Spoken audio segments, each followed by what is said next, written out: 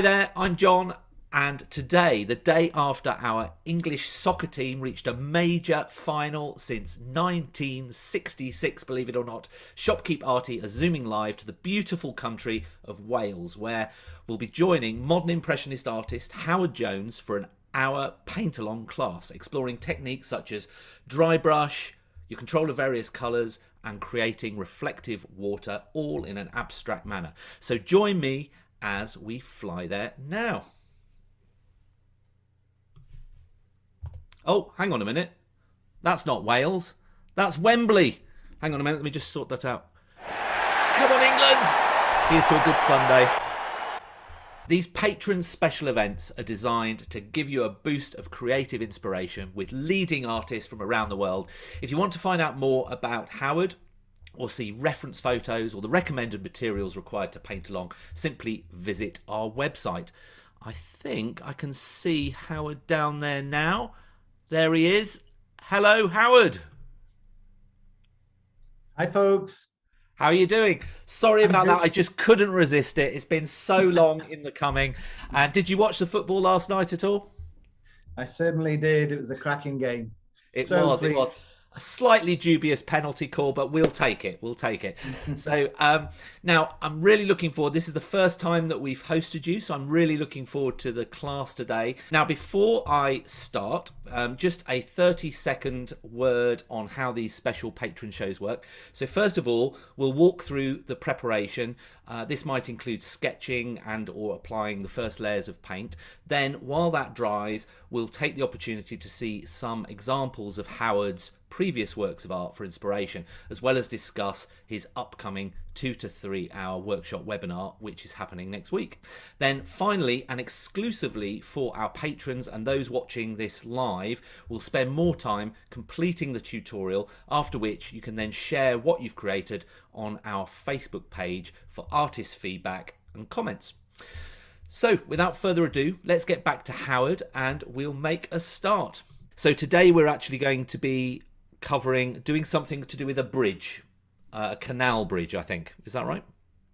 Yep, it's a canal bridge not far from where I live, in fact. And hopefully everybody will have had the reference photo and everything, which is on our website. How should people start with this, Howard? A couple of things that are really important. Always put out fresh paint. So if you've got the list of colors that I sent, if you've got access to that, put those out fresh.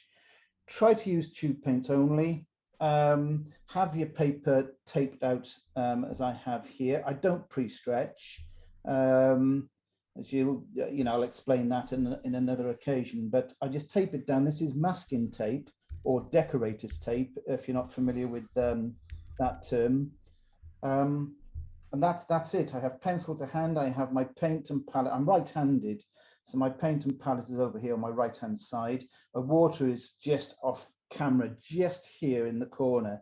So always get everything as close to your working area as possible. You certainly don't want to be leaning over, picking up paint and water, because you'll end up with problems. The first thing I want to sort of bring in on this is, and I use this all the time, but it's more important it's particularly important when you're dealing with man-made objects, because anything man-made requires a modicum of understanding of perspective. If you're dealing with landscapes, you can sort of you can get away with a lot, let's say, when it comes to landscapes. But when it comes to include, as we're dealing with here today, a building, that's a structure made by human beings. It has to adhere to a certain amount of geometric scaling and perspective. Probably making it sound scarily difficult, and it's not, providing you stick to a couple of these things, and I'm going to show you them now. There's something called the grid. I'm sure a lot of you are already familiar with the grid.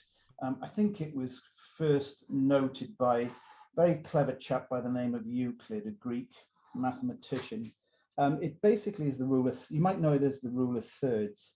And if you think about it, if you break up your paper plane by two equi-spaced verticals like this, and two equi-spaced horizontals, what that gives you, it doesn't have to be precise, but what that gives you is four intersections. And it helps in a number of ways, actually. When looking at the reference material, we have to position things in the right place. Obviously, you know, if you start with your bridge too far up here, and believe me, it's easily enough done. You move your bridge, the top of your bridge, to the wrong spot. Next thing you know, you're trying to cram everything else in around it. So the 4 junctions here are potential areas for focal points. Okay, in the image of the finished work, you'll probably have noted that I have a dark area here, and it's the underside of the bridge. So I'm sort of making that area roughly around here my focal point. Now, it doesn't have to be absolutely on the mark there. It can be close to it. So let's get stuck in here. So, so the grid also acts as a measuring tool, if you like. Okay, we know that this would be the central line, the central vertical line, and we know that somewhere in there would be a central point. Okay, if we have 2 more lines. But look at how I use the grid. I know that the I'm just sort of occasionally looking at my reference. So I know that the top of the bridge is about in line with my horizontal there. Okay, so I rough that in. And here's the thing with buildings and geometric shapes. You could place this bridge in a rectangle like this before you do anything else. Okay, you can imagine it being in a rectangle. And we know that this, by pushing this side of the bridge away from us, will give us some degree of perspective, some depth, if you like. So this end of the rectangle would be a slightly smaller measurement to this, because this one's closer. So it sort of comes in a little bit like that. There's a downward angle slightly from here, from right to left, and there's a slight upward angle from right to left at the bottom. And imagine that actually is the reflection of the bridge in the water. So once we've got the position of the bridge, okay, we can guess this arc at the moment. It's, you know, there's nothing wrong. There's no shame in getting something wrong the first time. And there's certainly no shame in the use of erasers. I've always got a putty, a soft eraser to hand for when I need it. So this is a 2B lead pencil, and it does erase very easily. So if I end up with, you know, unwanted pencil marks, by the way, you don't really need, after a while, you don't really need to pencil in those. Actually, I'm not sure that you can see those lines that well, but I've put them in hopefully so you can see what I'm talking about there. But we don't want them in, so I'm going to get rid of them once we know where they are. And eventually, what I was going to say was, eventually you will not have to actually make marks on your paper. You'll see that grid. It'll be embossed on your eyes almost. You'll see that grid without actually having to physically put it on your paper. So there's the position of my structure of my building. Okay, we know that it goes out of shot about here because there's an overhang of foliage of trees, etc. So I place those in a broken edge like this. We know that there's a right-hand side to the bank. This is all water, flat water. Okay, that's where we'll get our reflections from, of course. And just make sure, the golden rule of water is that you make sure you have horizontal lines here, because water is the flattest thing on this planet. And if you go up slightly, go down slightly from one side to the other, it's really not going to work. It's not going to look good. Now, the underside of this bridge copies, if you like, it's a sort of mirror image of the front edge, the open edge here. So you just open it up like that. But it's surprising how flat the top of this bridge is. Okay, but you can see it now. It's sort of sitting in a rectangle, isn't it? In sort of central area of your paper. So I'm not going to delineate where the bridge. I know in the real place here, the end of that bridge is about here. But again, because there's a sort of it's hidden by this overhang of trees over here. So we won't worry about where that bridge ends. We don't need to delineate that. Now there's a bank, a grassy bank about here. And this is where I want to show you some of my greens that I use. And there's another shape in here, which is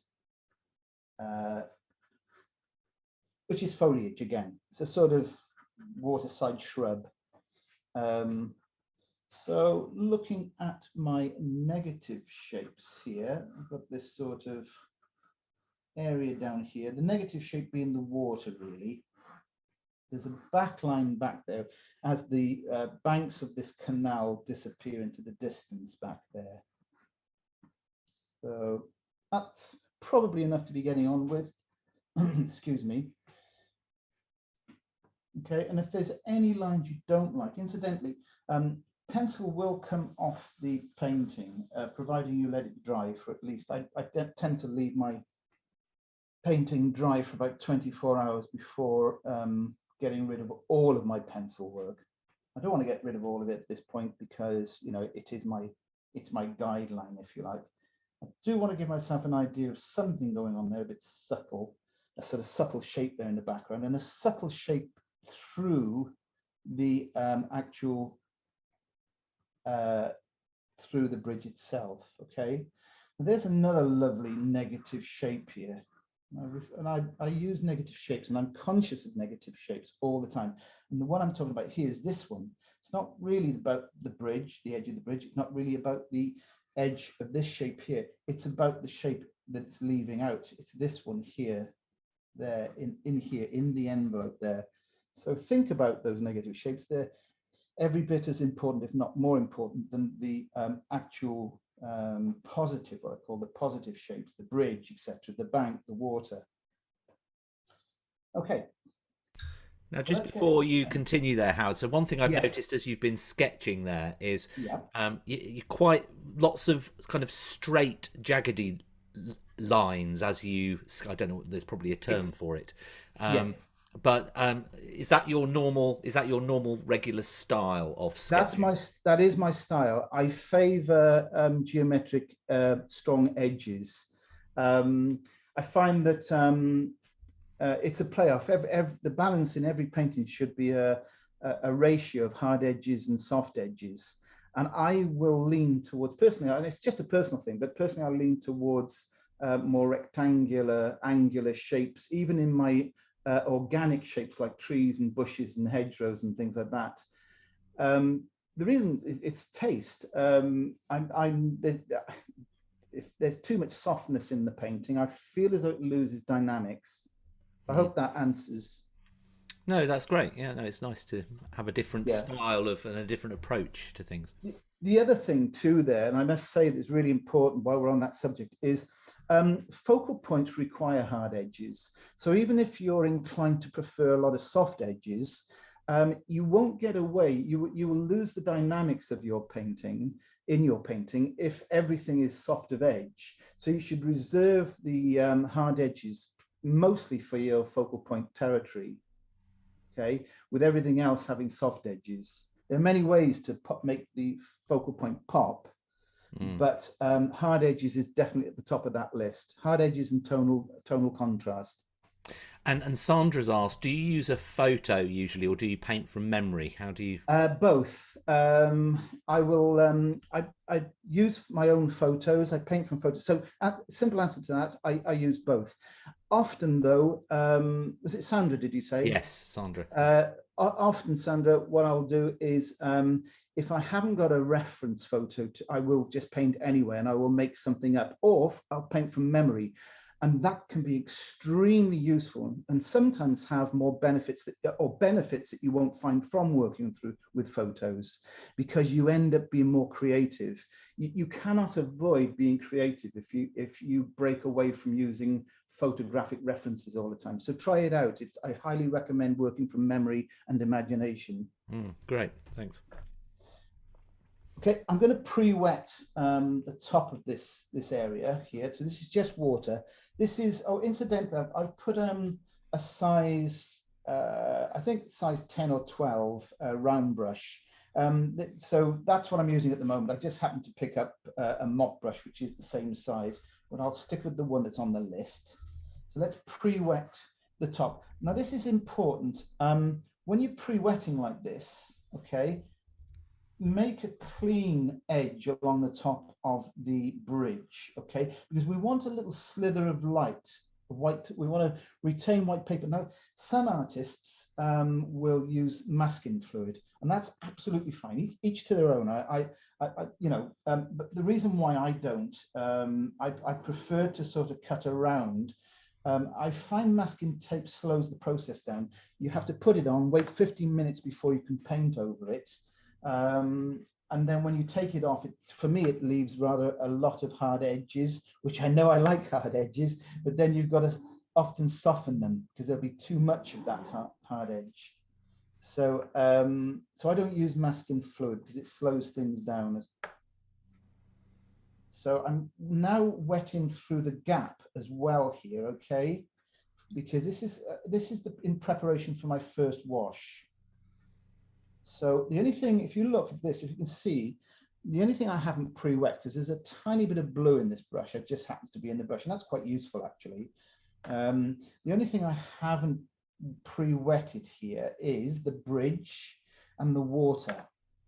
So you can come down the sides here, okay, with this wash, and even into this left-hand corner with this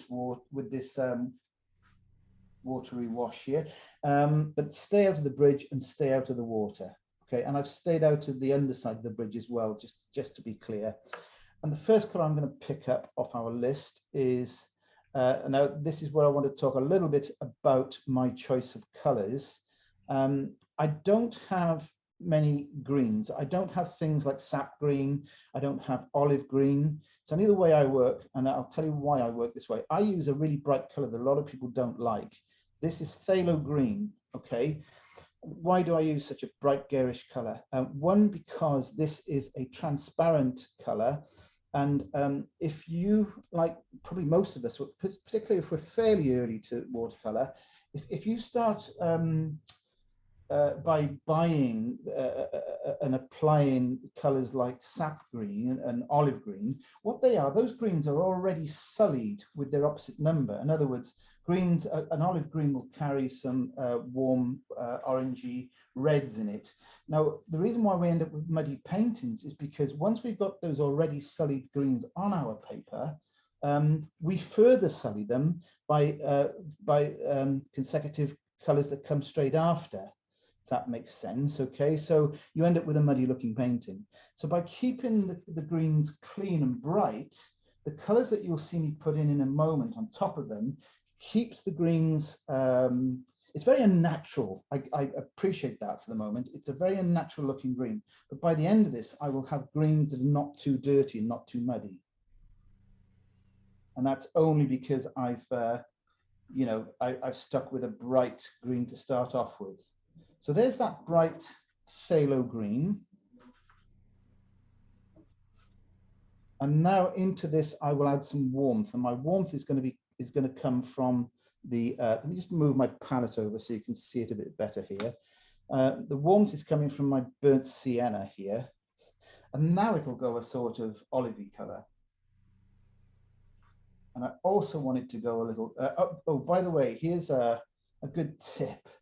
Whenever you're painting arches and bridges, be sure to work through the bridge area. The times I've actually forgotten to do that, and then towards the end of the painting, thinking I didn't put the washes through here, and I really should have, because you're trying to find that mix that you had earlier in the washes, and it's very difficult. That can be very difficult. So do remember to go through the bridge.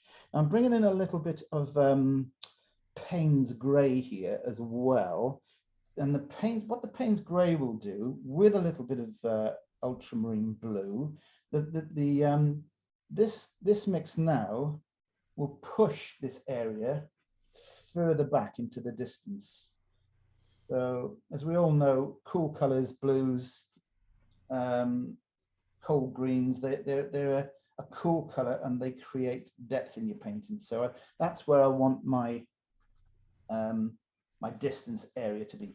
Now then, so that we can actually get somewhere near the completion of this in our given time here, I'm going to let that settle on the paper for a moment. I'm just going to bring in some slightly warmer color, and this is my Indian yellow here, with a little bit more of the phthalo green.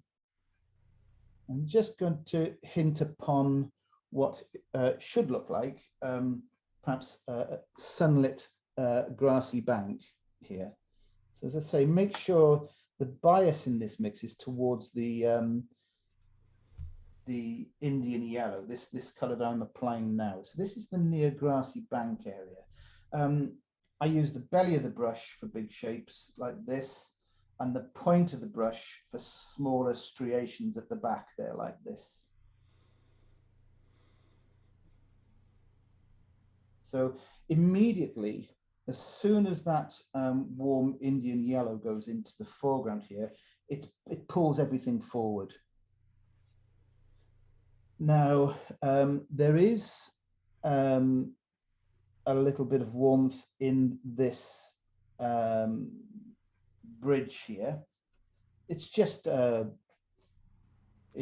weeds, lichens, mosses, if you like, growing into the side of the bridge, on the side of the bridge wall. And you can see that I'm scumbling across the surface with the belly of the brush, okay? Gives a nice broken application. And there's probably a little bit over here. I'm sort of being careful not to put too much of that in. So just to add a little bit of depth to that, I'll pick up a little bit of a alizarin crimson, still in the same one mix here, okay? And that little bit of alizarin crimson in that mix, like this, will, towards the bottom of this shape around here, will just suggest some form. Okay, right. So let's bring these. Think of this as like a theatre stage, okay? At the sides of the wings here, we need to bring them forward. So I'm going to use a slightly stronger mix of the same colors. So here's the Indian yellow. Here's the burnt sienna. So get a nice warm brown there, but that's too warm. So what I'll do is I'll introduce a little bit more of that lovely transparent phthalo green. And that gives us a color that you probably buy in a tube. That's an olive green, okay? There's nothing wrong, folks, in using you know, tube greens. I have tubes of just about every color known to man and woman, but I think if you want to get to grips with a bit of color theory, it's good to stick with the primaries as much as possible and keep your palette as simple as possible. That helps you to understand what makes a green go cool, what makes a green go warm, etc. So here's my grassy bank over here. And there's this lovely shrub at the side here. Now we want a reflection in here. So this is where I go into the sort of water for the first time. Let me just will we then be letting that dry for a little bit after that? There will be a point, John, where I need to let it dry, but I'll speed dry it for the sake of getting things completed. Yeah. Well, because we'll then take a look, use that opportunity to have a look at some of your previous works of art as well. Righto. Okay, so I'm just going to put in this. Just put in this little bit of a reflected area here. Reflections are often warmer than the actual object that they are reflecting, that they are a reflection of. So in this case, you probably just need to add that little bit of burnt sienna. It's quite an abstract shape, really. Trina's said that it looks like your colour mixers aren't too wet. Is that because the paper's been pre-wet very well? Yeah, just to recap, I went in with water at the top there. Mm. So a lot of those shapes will be soft and the colors will be soft as a result. But if you compare that, Trina, to what I just did there, where I've painted directly onto dry paper, that's wet on dry, leaves you a much harder edge. If you compare that edge that I just applied, because that was dry paper, to the wet on wet, look at the edges. They're so different. These are so soft. These are so hard. John, should we Yeah, should we have take a little bit of a break there for a moment? But yeah. it's really great how everything's all starting to come together, and you can see the definition is going to start to pull it forward in the second half. Yeah, Um, yeah. so let's take a look now at some of Howard's previous works for inspiration, and then we'll talk about what he's actually going to be doing over 2 to 3 hours next week with us. So here's one now, and maybe you can just talk about some of the techniques and some of the things that inspired you to paint this. Yeah, this is actually a painting from memory. You know, Sandra was asking earlier, I think, about whether I paint from photos, paint from memory. It's actually painted from memory of a place down in West Wales. And what inspired me was the simplicity. If you think about that grid that I was talking about earlier, you know, I've placed this building here in the light because the foreground is in shadow. It's sort of, it's almost contre jour. Um, you know, by the fact that this tree is blocking out the light to me as I stood here. I actually took a photo and lost the photo, and so I sort of remember it.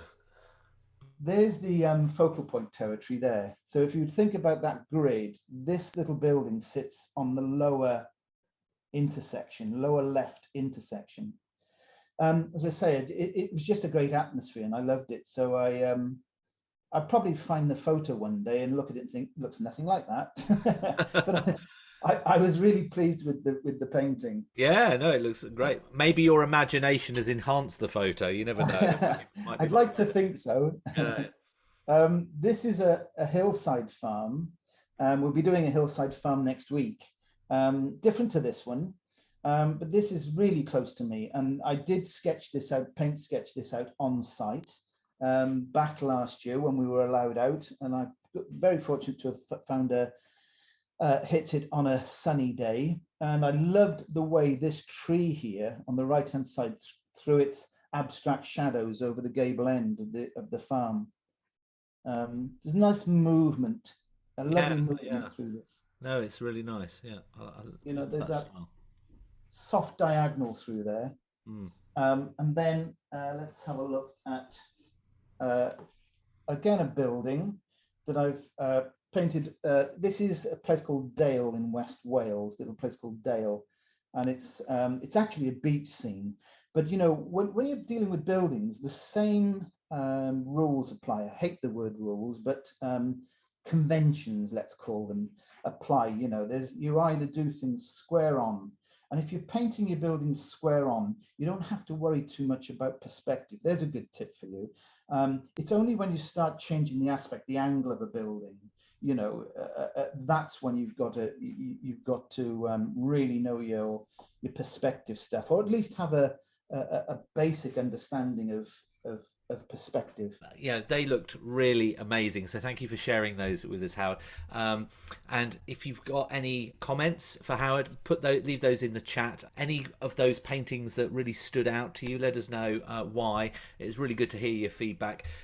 Also, if you're watching on YouTube and love the art that you're seeing, I'd really appreciate it if you could hit the thumbs up. YouTube then kind of spreads the word about this video to more people, and it helps us with our mission to inspire more people to give art a try, young and old. So that would be really helpful if you could.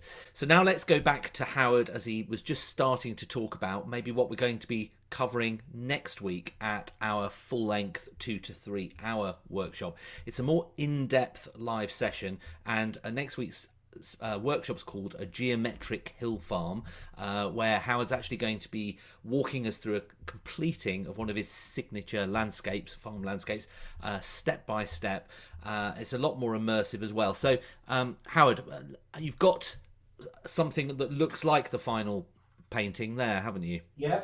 And this is pretty much what we're going to be doing next Thursday. And what are some of the techniques you're going to be talking through next at the Yeah, I've got a lot to offer actually. I'll always start with the grid. We've already done that. I'll be using something called using the negative space a lot, and that's where we create our positive shapes by painting around the negative shapes. Then the negative shapes, if you can imagine this fence, this hedgerow here, it's actually, the shape was created by what you bring up to this edge and what you bring down to the top edge. We'll be looking at that. Dry brush techniques. There's a bit of perspective here. We'll be looking at perspective as well. Lifting out by where you put on rich paint and then you sort of lift out some paler areas to give depth. No, it's going to be, and the thing with the workshop as well is that we go, as I said, step by step, which means that we can pace it so that everybody keeps up with the right, so that we can make sure that we're going at the right pace. And if you've got any questions at the certain stages, Howard can obviously go through. It's always a bit tougher at these quite quick classes because we have to kind of race through things, but obviously at the longer workshop we have a lot more time. But that looks really fantastic, Howard, thank you. And Alison said loving this. Lily from Santa Barbara said such beautiful paintings, you are amazing.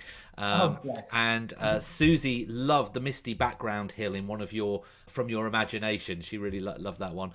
So if you do want to join Howard and I for this event, it's taking place next Thursday, the 15th of July, 3:30 UK time in the afternoon.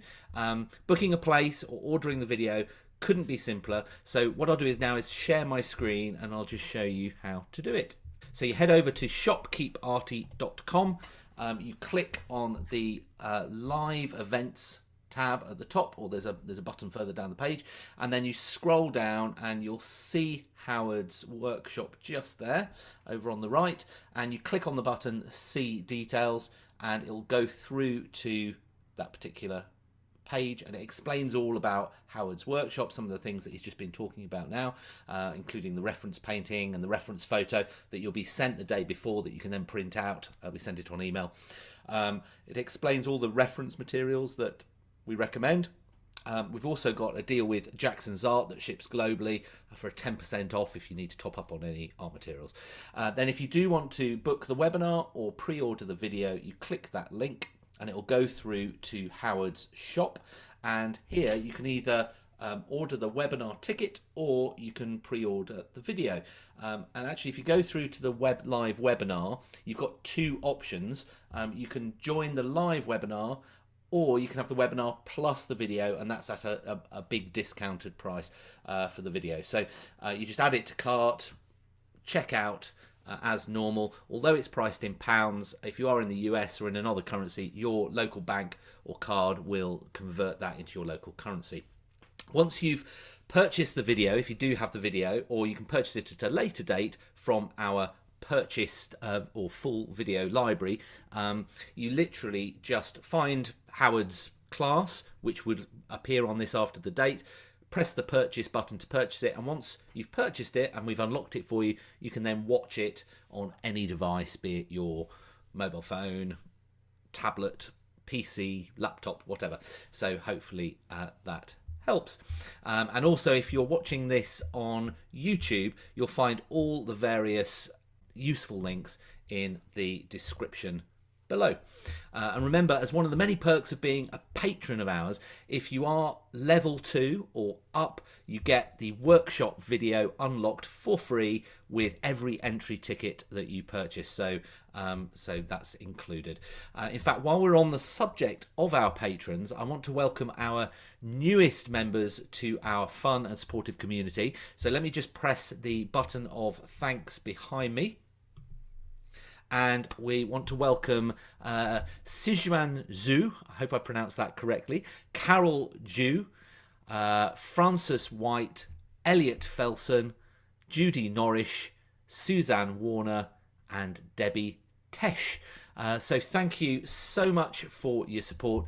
And in addition to all the other money-saving benefits you'll receive, we've got some great special events later this month that you can also get free entry to, such as David R. Smith from Minnesota next week, and Iris from the Philippines the week after. So don't miss them. So now it's time to go and rejoin Howard, as this part of the show is just for our patrons and paying guests. If you're watching on YouTube, the rest of this tutorial will now speed up so that you can still experience what we did. You just won't be able to hear what was taught or what was discussed. I hope you've nonetheless been inspired by what you've seen, and if you want more, you can check out our video library on our website, or by all means check out our upcoming live events, including some that are totally free to join, and maybe we'll see you in real time next time. So goodbye.